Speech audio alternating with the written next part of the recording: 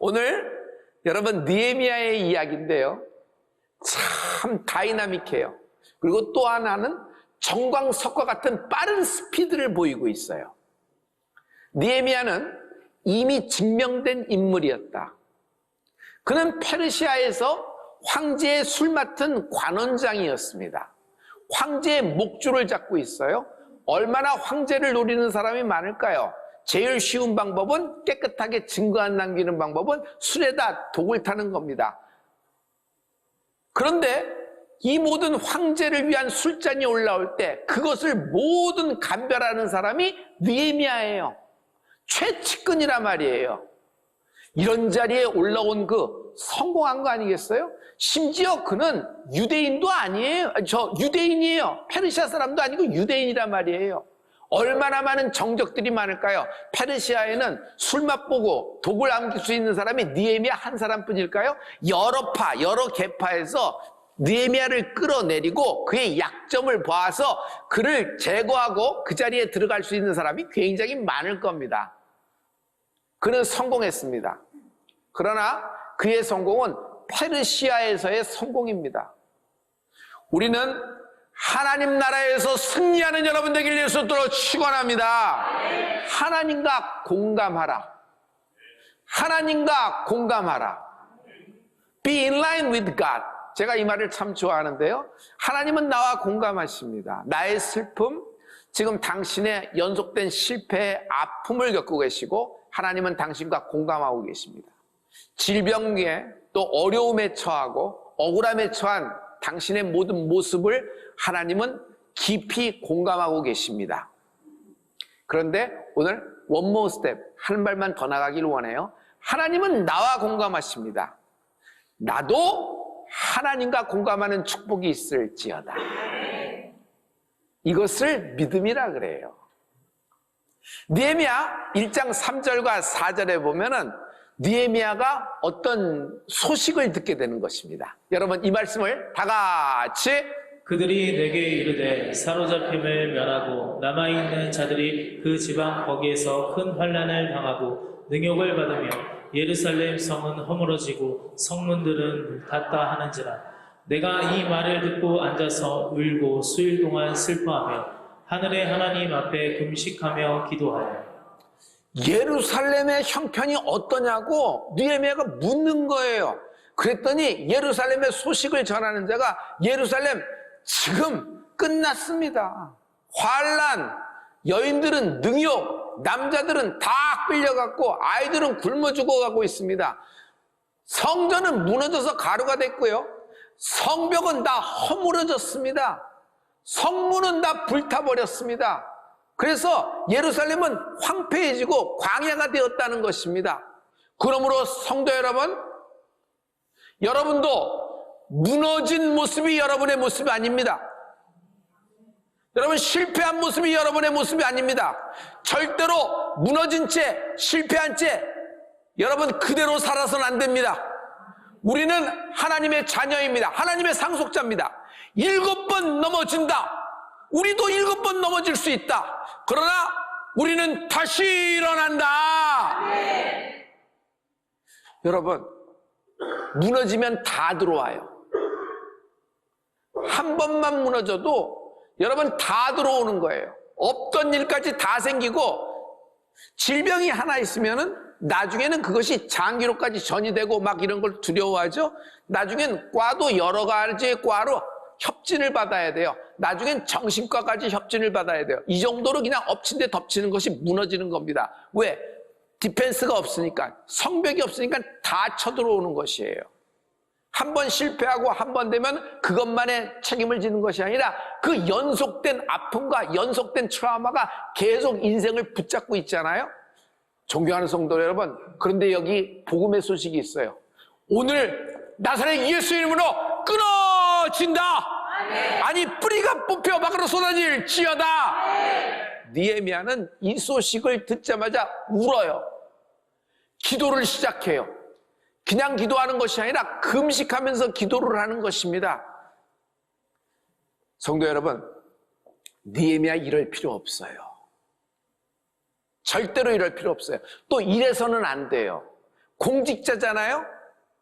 유대인이면서 페르시아의 황제의 최측근이에요. 정적들이 굉장히 많고 모든 감시, 감찰이 많은 자리가 그 자리란 말이에요. 모른 척 해야 돼요. 묻기는 왜 물어? 긁어 부스럼 만드는 거지. 자기가 할 수 있는 것이 없잖아요. 그런데 느헤미야는 금식까지 하면서 기도합니다. 마치 다니엘처럼 똑같이 행동을 하는 것을 볼 수 있어요.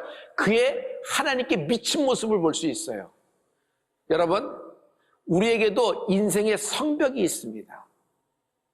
이 성벽이 무너졌을 때, 그리고 내 인생이 난장판, 황폐화돼서 돌이 굴러다니면서 쥐새끼들이 박쥐떼가 오가며 모든 지렁이와 모든 균들이 그냥 마음대로 들락달락 하고 있을 때, 여러분, 이것저것 해보다 기도를 잡지 말고 기도 먼저, 기도 first, 먼저 기도부터 하는 여러분 되길 예수님으로 축원합니다. 느헤미야 1장 11절을 보면요, 느헤미야의 기도의 내용이 나와 있어요. 여러분, 느헤미야 1장 11절 말씀을 우리 다 같이 주여 구하오니 귀를 기울이사 종의 기도와 주의 이름을 경외하기를 기뻐하는 종들의 기도를 들으시고 오늘 종이 통하여 이 사람들 앞에서 은혜를 입게 하옵소서 하였으니 그때 내가 왕의 술 관원이 되었느니라. 느헤미야의 기도는 딱 두 가지로 나눠져요. 첫째, 형통케 하소서.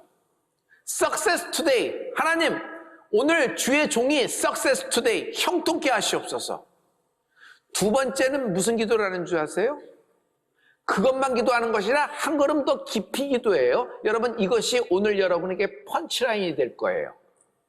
하나님, 저 사람 앞에서 내가 은혜를 입게 하소서. 이 사람들 앞에서 은혜를 입게 하소서. 그가 지칭하는 이 사람이 누굴까요? 페르시아의 황제예요. 자기는 술 맡은 관원장이잖아요. 자기는 항상 황제 옆에 있는데 황제에게 은혜를 입게 하소서. 영어 성경에는 거기 뭐라고 하냐면 favor라는 말을 쓰세요. favor는 특권이죠. 여러분, 나에게만 허락된 특권이 있다. 여러분, 이건 놀라운 소식이에요. 오늘 당신에게만 허락된 특권이 있다. 저에게만 허락된 특권이 있어요. 내게 허락한 것을 다 이루기까지 하나님은 나를 떠나지 않으신다고 말씀하셨어요. 그리고 하나님은 이 일을 하기 위해서 필요한 모든 것을 하나님의 favor, 하나님이 내게만 허락한 특권으로 공급하신다. 그래서 나는 믿어요. 부유의 강이 흐른다. 은혜의 강이 흐른다. 축복의 강, 결실의 강, 능력의 강이 날 향하여 휘몰아치고 있다. 나는 항상 이것을 상상하며 기도합니다. 이것은 나의 페이버예요. 할렐루야. 당신에게만, 오직 당신에게만 허락된 특권이 있다. 이야, 이거 놀랍진 거 아니에요? 그러므로 첫 번째 기도는 그냥 형통케 하소서예요. 대개 그렇게 하면 끝나겠죠. 만사 형통케 하소서 하면 끝나겠죠. 그런데 여러분, 느헤미야는 거기서 one more step, 한 번 더 practical, 구체적으로 기도하는 모습을 볼 수 있어요. 성도 여러분, 구체적으로 기도를 시작하라. 우리 아들 허니문 베이비예요. 딱 신혼여행 때 임신된 것 같아요. 그래서 저는 무슨 생각을 했냐면 그때부터 기도를 했어요. 하나님 이렇게 해서 이 대학을 가게 하시고 이렇게 공부하고 이렇게 하게 해주세요. 막 그래요. 어떤 의미에서는 내 아들 입장에서는 아버지 너무 내 인생을 셋업한 거라 그래서 굉장히 기분 나쁘게 들리는 부분도 좀 있어요. 그러나 여러분, 부모의 기도는 절대적입니다. 어머니의 기도, 여러분 어렸을 때 어머니의 기도가 얼마나 영적인 탯줄로 해서 실제 탯줄로도 연결돼 있잖아요. 어머니의 영성이 얼마나, 믿음이 얼마나 소중해요. 어머니의 가슴에 있는 젖을 먹고 아이가 자라니까. 그러나 아이가 이제 사춘기 들어서 자아가 형성되기 시작할 때는 아버지의 기도가 절대적입니다. 아버지의 기도가 아들을 만들어가는 거고 아버지의 기도가 딸을 만들어가는 거예요. 지금 막 결혼을 위해서 기도해 주는 거예요. 자녀들을 위해서. 가만 보면 아기는 아직 이제 헌화식 했어. 근데 벌써 그렇게 하는 거예요. 저는 그렇게 기도했어요. 그런데 하나님이 결국 그 기도대로 만들어 가신 걸 봐요. 하나님 그저 어디 가든지 집 앞벌이 하게 하시고 지 인생이니까 지가 알아서 잘하게 하소서. 이렇게 기도하면 이렇게 되는 거예요. 그런데 그냥 디테일이 살아서 기도하는 거예요. 막 살아서 막 기도하는데 그 어머니, 아버지 기도는 죽지 않는다. 기도는 살아있다. 구체적으로 기도하라. 구체적으로 기도하라. 여러분, 구체적으로 기도하라. 다시 한번 보세요. 형통케 하소서. 형통케 하소서. 반전이 되기 시작해요. 왜냐하면 하나님이 당신에게만 허락한 페이버, 하나님이 당신에게만 주신 특권이 있기 때문이다. 재능의 법칙이라는 책을 읽었습니다. 거기 챕터에 실패했기에 성공할 수 있다라는 얘기예요. 여러분, 음식을 만드는 요리사 셰프이 있잖아요. 어떤 셰프이 있냐면 자기가 엄청나게 그 요리를 수천 번, 수만 번 하는 끝에 레시피를 발명을 하는 셰프이 있어요. 하지만 또 어떤 셰프는 그냥 따라쟁이. 그냥 따라쟁이. 왜 따라쟁이가 될까? 실패를 안 해봤기 때문이에요. 실패로부터 배우는 것이 없다면 발전도 없겠죠. 그러므로 실패는요, 여러분, 성공의 어머니라는 얘기가 있듯이 실패할수록 저는 성공과 근접해진다고 생각해요. 실패하는 걸 부끄러워하지 마십시오. 실패가 부끄러워 아무것도 도전 안 하는 당신 자신을 부끄러워하십시오. 그러므로 실패하려고 시도하라 라는 얘기입니다. 때론 실패라면 실패 딱지가 붙어요. 그리고 여러분, 인생은 난장판이 벌어지기도 합니다. 그러나 우리가 좀 알고 있는 것이 있잖아요. 모든 것이 기가 막히게 때가 맞고 조건이 맞아서 상황이 맞아서 척척 들어가는 완벽한 순간에는요, 배울 것이 없어요. 오히려 제가 배운 것은요, 내 인생의 걸림돌을 만났을 때 제가 배운 거예요. 내 인생의 실패를 만났을 때 인생 밑바닥에서 배운 거예요.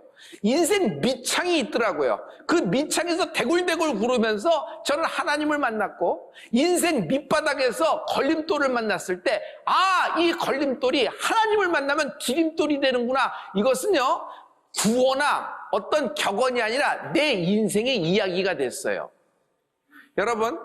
여러분이 감당하기 어려운 거대한 실패가 있습니다. 그러나 그 거대한 실패 속에는 획기적인 독창성도 있다는 것을 기억하십시오. 오늘 길이 여기기를 시작할 것입니다. 할렐루야! 할렐루야! 하나님의 상속자, 하나님의 자녀에게는 천사의 도움이라는 페이버, 내게만 허락한 하나님의 특권이 있다. 여러분, 히브리서 1장 14절의 말씀인데요. 이건 영어와 같이 한번 잘 보시길 바라요. 히브리서 1장 14절의 말씀이에요. 우리 이 말씀을 다 같이. 모든 천사들은 섬기는 영으로서 구원받을 상속자들을 위하여 섬기라고 보내심이 아니냐. 천사들의 얘기를 하고 있는데, 천사들은 누구를 위해서? 상속자를 위하여. 누구를 섬기라고? 상속자를 섬기라고. 그런데 천사들의 잡이 뭐냐 하면은 섬기는 영이라 그랬어요. 저기 성경이 섬기는 영을 NIV 영어 성경을 보면 ministering spirit. 감사합니다. 이 말은 뭐냐 하면, 여러분, 내가 기도하면은 천사가 일하기 시작한다. 내가 무릎 꿇으면은 천사가 나를 위하여 움직이기 시작하는 거예요. 저의 그 경우를 얘기할게요. 저는요, 저의 인생은 원룸이라고 생각했어요. 그래서 나는 원룸 속에 살고 있었습니다. 그런데 승승장구하던 내가 보기 좋게 실패했어요. 모든 사람이 다 아는 실패를 얻었어요. 그 실패는 나만의 실패가 아니라 우리 가족 전체의 실패에 영향을 미치는 거였어요. 절대적으로. 그래서 그 두려움과 상처라는 트라우마, 그리고 나는 멍청이, 패배자, 결국 나의 셀프 에스틴, 존재감이라는 것은 바닥 지로가 된 상태였어요. 아, 내 인생은 이렇게 끝나는구나. 왜냐하면 나에게는 다른 방이 없으니까, 원룸 하나였으니까. 그런데 제가 하나님을 만나고 내 인생이 원룸이 아니라 방 5개짜리 고급 주택이라는 사실을 알게 된 거예요. 그것도 정원이 딸려 있더라고. 발코니가 있고요, 차고까지 있어요. 여러분, 방이 5개 있으면 어떻게 돼요? 부부의 침실이 있겠죠. 그리고 남편의 서재, 이렇게 취미방이 있어요. 아내가 할 수 있는 어떤 옷방도 이렇게 멋지게 드레스룸도 할 수 있겠죠. 또 하나 뭘 해요? 우리는 홈 트레이닝을 하자. 그래서 집안에다가 짐을 만들어요. 그래서 운동기구를 갖다 놔서 거기다 할 수 있고, 어떤 사람들은 부부가 같이 영화를 볼 수 있는 영화관도 조그맣지만 이렇게 만들 수가 있어요. 방이 5개예요. 아직도 하나가 더 남았으면 어떻게 만들어요? 야, 여기는 부모님이 오시거나 게스트가 오거나 아니면 내 아들 며느리가 오거나 사위가 오거나 딸이 오거나 이러면 여기서 잘 수 있게끔, 아이들이 잘 수 있게끔 이렇게 좀 꾸며놓자, 이렇게 하는 겁니다. 그러면 여유가 생기는 거예요. 성도 여러분, 저는 원룸이라고 생각할 때 패배라는 방에서, 실패라는 방에서 그대로 끝나는 줄 알았어요. 암이 들어와요? 그럼 암의 방에 들어가는 겁니다. 암이 내 안에 있으니까. 그리고 또 나 또한 암 속에 있는 거예요. 절대로 빠져나가지 못하는 거예요. 그런데 방으로 옮겨 타면 됩니다. 그 원룸이 아니에요. 다른 방이 있어요. 그 방문 열고 하나님의 신유의 방으로 들어가라. 아멘. 억울하며요. 여러분, 사람이 억울하면 암 걸린 것보다도 더 어렵습니다. 그냥 누르는데 막 그냥 자존심이고 뭐고 다 없어지는 것 같아서 억울해서 못 사는 거예요. 그래서 화병이라는 거 있죠. 화병. 그게 화병이에요. 화병은 모든 병에 이제 그걸 촉발하는 어떤 그런 인자도 저는 개인적으로 있지 않을까, 그냥 혼자 상식적으로는 생각하는 그런 분위기가 있죠. 그래서 여러분, 그런 방에 들어간 거예요. 빠져나가지 못합니다. 내 인생은 이걸로 끝났다. 그런데 여러분, 하나님의 신혼의 방으로 옮겨 타는 축복이 있을지어다. 인생의 물질에서 바닥을 쳐요. 더 이상 뭐 긁어도 나올 것이 하나도 없게 됐어요. 그리고 한번 밑으로 치면은요, 물질이라는 것은 꼬이기 시작하죠. 잘 아실 거예요. 그래서 여러분, 그 다음엔 거기서, 그러니까 그러니까 쇠사슬로 묶인 것 같아.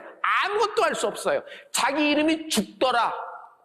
자기 이름으로 할 수 있는 것이 없고, 자기 이름으로 뭘 꺼낼 수 있는 것도 없게 돼요. 그래서 뭐 새로운 일도 못해요. 아이디어가 많으면 뭐해? 내 이름이 죽었는데, 내 주민등록번호가 죽은 번호가 됐는데, 내 인생이 죽은 것이고 내 인생이 부정된 것 같아요.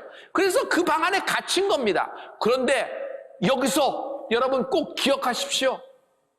하나님은 나의 가난 때문에 부유하신 분이 가난에 처하심으로 우리를 부욕케 하려 하심이라. 부유의 방으로 옮겨 타면 돼요.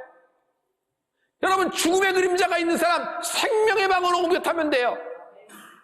그냥 구멍이 나서 쥐새끼와 그냥 박쥐와 모든 쥐똥을 쌓아놓고 그냥 알 수 없는 어떤 그 곤충류들이 들어와서 그냥 알을 놓고 그냥 깜깜해지고 막 이렇게 되고, 쓰레기, 온통 쓰레기 난장판 같은 그 방에서, 여러분, 그 방에서 견딜 필요가 없어요. 당신에겐 다른 방이 있는 것이에요. 하나님의 평안의 방, 하나님의 기쁨의 방, 하나님이 주시는 말씀의 행복의 방으로 옮겨 타는 축복이 있을지어다. 할렐루야. 저는 이걸 풀림의 방이라 그래요. 여러분, 풀림의 방으로 바꿔 타면 되는 것이에요. 할렐루야. 이 일을 하는 것이 뭐냐면 기도라는 것이에요. 기도하면은 천군 천사가 나의 영적인 분위기를 다 바꿔요.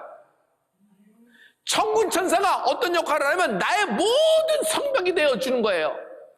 그래서 하나님의 말씀의 축복, 하나님의 놀라운 말씀의 능력을 의지하는 여러분 되기를 예수 그리스도로 축원합니다. 느헤미야는 이렇게 구체적으로 기도한 결과 하나님으로부터 특권을 받게 됩니다. 그 특권이 황제의 은혜를 입었어요. 자, 이제 황제의 은혜를 얘기해 볼게요. 황제, 나를 예루살렘으로 보내주세요. 넌 지금 내 옆에서 나의 목숨을 갖고 있는, 나를 대신하여 술에 먼저 맛을 보는 술 맡은 관원장인데 네가 가면 어떡하느냐? 그러나 나는 이런 해야 될 일이 있기 때문에 예루살렘으로 보내주세요.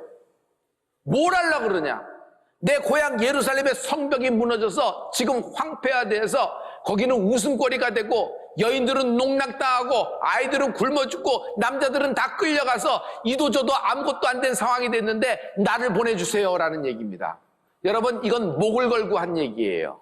왜냐하면 이렇게 높은 자리, 꼭지점에 갈수록 자기 자리를 3일 이상 비우면 책상부터 없어지는 거예요. 다른 계파, 다른 쪽에서 다 그걸 자신할 사람이 없을까요? 다른 사람이 오는데 자기는 예루살렘으로 간다는 거예요. 예루살렘은 어딘 줄 아세요? 지금 페르시아예요. 페르시아와 예루살렘에는 1600km라는 간극이 있어요. 지금도 1600km 그러면 입이 딱 벌어지는데 당시에 1600km는 있는지 없는지조차도 모르는 지구 반대편이란 말이에요.